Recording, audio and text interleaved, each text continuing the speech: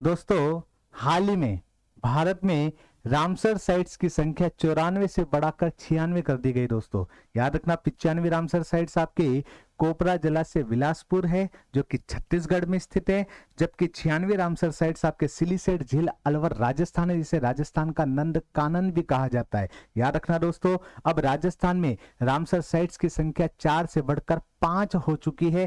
पहले Ramsar sites आपको याद रखना है केवला देव घना पक्षी विहार अभ्यारण्य भरतपुर है, जिसे 1981 में दर्जा दिया गया था।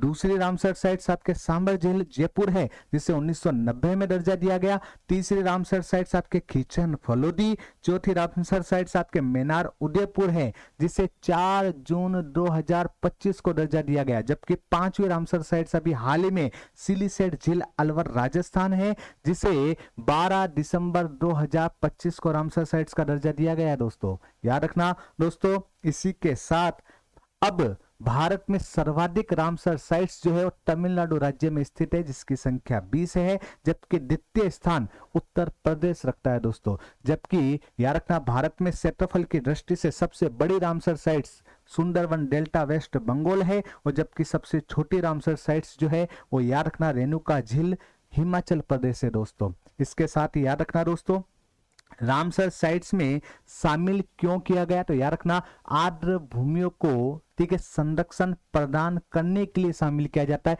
यही रामसर साइट्स का मुख्य उद्देश्य है। इसके लिए रामसर नामक स्थान ईरान में 2 फरवरी 1971 को पहला सम्मेलन आयोजित किया गया था दोस्तों, और वहीं से इस योजना की शुरुआत हुई थी। दोस्तों यह भी ध्यान रखना, 2 फरवरी को ही आर्द्र भूमि दिवस बनाया जाता है। और अभी हाल ही में दोस्तों भारत में उदयपुर व इंदौर को वेटलैंड सिटी का दर्जा दिया गया है। दोस्तों इसके साथ दोस्तों आपको एक क्वेश्चन का जवाब देना होगा।